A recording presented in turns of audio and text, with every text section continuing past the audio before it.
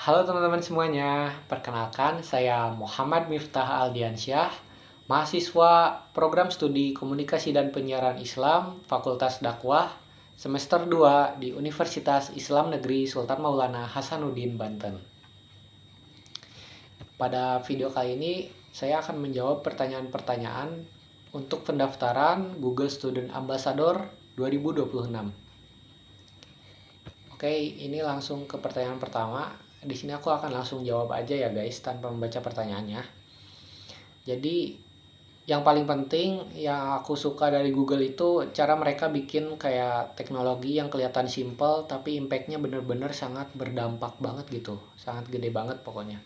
Terus kayak Google Drive, Google Maps, sampai Google Classroom itu udah jadi bagian hidup dari mahasiswa sendiri gitu, sehari-hari ya. Ditambah sekarang juga ada Gemini AI yang bener-bener kayak bantu banget mahasiswa lebih maksimal, terutama dalam mata kuliah di kampus gitu.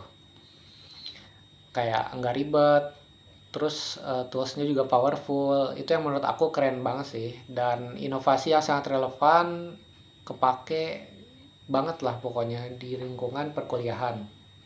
Kayak tugas numpuk, itu ada Google Drive. Terus kita nyari lokasi buat KKN, kita tinggal buka Google Maps.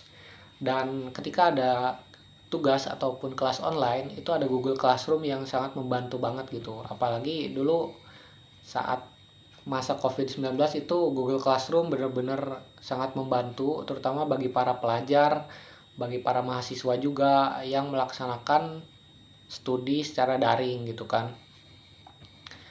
Dan apalagi sekarang ada Gemini AI yang bantu buat edit foto, cari referensi atau jawaban dari tugas gitu kan. Dan untuk dari sisi budaya, aku itu sangat suka banget karena perusahaan Google ini sangat open, terus mereka juga kolaboratif dan enggak takut buat bereksperimen gitu. Kayak gagal bukan akhir tapi merupakan proses dari belajar. Mindset kayak gitu itu relate banget terutama untuk mahasiswa sendiri yang lagi cari jati diri dan pengen banget coba banyak hal baru gitu. Makanya jadi Google Student Ambassador itu menurut aku pas banget sih, karena aku nggak mau cuma pakai produknya aja, tetapi aku pengen jadi jembatan buat teman-teman kampus aku biar bisa lebih kenal peluang, kayak lebih maksimal pakai tools-toolsnya, terus kayak ekosistem Google itu sendiri sih. Karena tidak sedikit teman-teman aku di kampus itu kayak pengguna AI yang cuma sebatas menggunakannya aja gitu tanpa tahu prompt atau kata kunci, terus tanpa bisa menggunakan AI dengan bijak lah, kurang lebih seperti itu. Jadi tiap sesi kelas itu kayak mereka presentasi beneran kelihatannya seperti jawaban dari AI, bukan apa ya, tanpa adanya research atau cari referensi lebih dalam tentang materi tersebut, kurang lebih seperti itu. Terus aku juga pengen buat kayak event, sharing, dan bangun komunitas yang melek teknologi. Itu adalah cara aku menyalurkan antusiasme ini supaya jadi sesuatu aksi yang nyata dan berdampak di lingkungan kampus aku sendiri. Oke, untuk pertanyaan yang kedua itu, aku akan membuat sesi yang namanya Table Talks, atau konsepnya tuh kayak simple. Jadi peserta tuh masing-masing kayak dapat kartu kecil yang isinya kepribadian mahasiswa gitu sih. Dan itu random atau secara acak ya.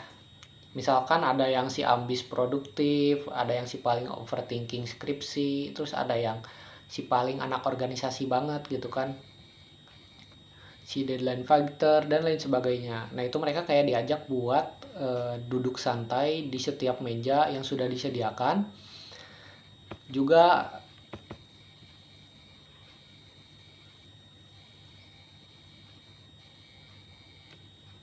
nah itu mereka kayak diajak duduk santai di setiap meja yang sudah disediakan.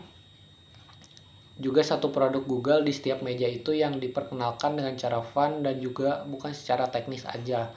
Contohnya kayak di meja pertama itu ada Google Calendar yang mana dikemas sebagai teman paling setia, ngingetin kita sebelum panik deadline gitu kan. Terus di meja kedua itu ada Google Keep, tempat buat naruh ide-ide cemerlang kita di jam 2 malam gitu kan, kayak ide-ide mendadak mahasiswa biasalah dan lain sebagainya. Kurang lebih setiap 10 menit itu mereka kayak switch pindah meja gitu buat nyobain langsung fitur yang simple dan emang relate sama kartu kepribadian awal mereka. Contohnya kayak si overthinking skripsi nih, coba pakai Gemini AI buat bantu bikin outline. Terus kayak si anak organisasi coba bikin timeline di Google Calendar dan lain sebagainya. Nah, di akhir sesi nanti itu mereka akan dari semua tools gitu, mana yang paling cocok banget sama kepribadian mereka gitu. Kayak misalkan aku cocok banget nih pakai Google Calendar karena sering ngingetin jadwal aku gitu kan, atau deadline dari tugas aku sendiri. Kurang lebih seperti itu. Untuk jawaban pertanyaan ketiga, di sini adalah pengalaman berpikir out of the box untuk menyelesaikan sebuah masalah atau mencapai sebuah goals tertentu. Oke, di sini aku menceritakan beberapa contoh. Ada 2 contoh aja sih. Yang pertama itu adalah gagal ke Gunung Arjuno. Berani mengganti arah, bukan menyerah. Saat rencana pendakian ke Gunung Arjuno pada tahun 2022 gagal karena penolakan dari pihak sekolah dan juga para alumni, dikarenakan masalah anggaran dan lain-lain. Awalnya kami fokus memperbaiki detail teknis agar tetap bisa berangkat, tetapi saya lebih memilih mundur 1 langkah dan bertanya, apakah tujuan utama kita sebenarnya mendaki Gunung Arjuno itu untuk mendaki saja atau membangun pengalaman pendakian yang aman dan bermakna sih. Dari situ akhirnya lahir keputusan mengganti destinasi ke Gunung Slamet. Bukan karena menyerah, tetapi karena kami menyadari esensi tujuan lebih penting daripada gengsi dengan rencana awal. Cara berpikirku saat itu karena masih anak SMA ya, aku tuh coba buat lebih menghilangkan ego sih. Terus fokus pada tujuan inti dari organisasi tersebut. Dan mencari alternatif juga yang tetap menantang tapi masih realistis dengan kami para pelajar pada saat itu. Kesimpulannya sih, berpikir out of the box itu bagi saya adalah berani melepas rencana yang sudah disusun secara rapi, lalu menggantinya dengan pendekatan baru yang lebih rasional dan tetap sejalan dengan tujuan besar atau inti dari kegiatan tersebut. Untuk yang kedua itu aku ada event yang hampir batal, terus mengubah kekurangan menjadi kolaborasi. Saat event kampus itu terancam batal pada saat itu karena minim dana, perizinan juga belum jelas, dan kekurangan tenan untuk bazar, banyak yang melihatnya sebagai masalah finansial. Aku melihatnya sebagai masalah jaringan sih. Alih-alih fokus mencari dana tambahan kayak cari sponsor dan lain-lain, aku tuh lebih memilih membangun kolaborasi kayak mendatangi dinas UMKM, terus menawarkan exposure sebagai bentuk timbal balik, serta aktif mengamankan dukungan fasilitas dari kampus itu sendiri. Event yang awalnya hampir batal justru menjadi lebih hidup lagi karena melibatkan lebih banyak pihak gitu. Aku pikir saat itu identifikasi akar masalah lebih dulu sih. Terus bukan gejalanya, tapi ubah mindset dari butuh bantuan jadi punya nilai untuk ditawarkan gitu. Serta ambil langkah konkret walaupun di luar zona nyaman. Jadi kesimpulannya sih, cara kreatif yang saya ambil itu bukan sekedar menyelesaikan masalah aja, tetapi mengubah pola pikir dari meminta bantuan jadi menawarkan kerjasama, kurang lebih seperti itu. Oke, untuk pertanyaan terakhir keempat, di sini langsung aku jawab aja ya. Kalau aku terpilih sebagai Google Student Ambassador 2026, pencapaian yang paling bikin aku bangga itu di 3 bulan pertama bukan soal jumlah audiens atau orang yang mendengarkan kayak aku gitu, kayak seberapa rame acara yang aku buat. Terus kalau aku bisa bikin satu hal sederhana terjadi, kayak mahasiswa mulai pakai teknologi Google dengan sadar, bukan cuma kebiasaan semata gitu. Karena jujur aja, banyak dari kita itu pakai produk Google tiap hari, entah itu Google Drive, Google Classroom, Google Calendar, atau bahkan Gemini AI yang baru, itu belum tentu kita menggunakannya secara maksimal.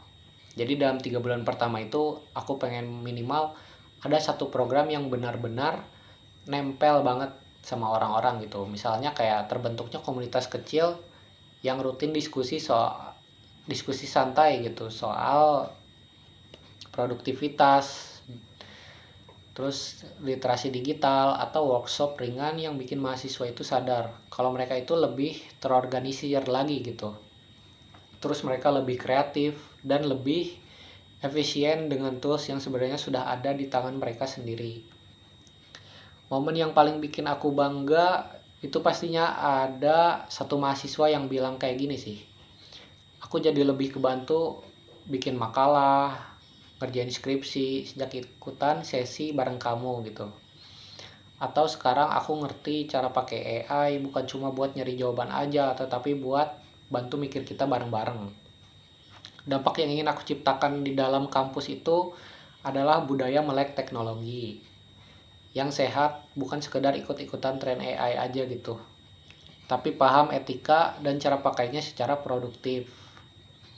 Sedangkan di luar kampus itu aku pengen kayak bangun koneksi dengan komunitas atau pelajar sekitar gitu, supaya akses ke literasi digital nggak berhenti di mahasiswa aja, tetapi karena menurut aku sendiri teknologi itu bukan soal siapa yang paling cepat pakai ya, tetapi siapa yang paling bijak dalam memanfaatkannya.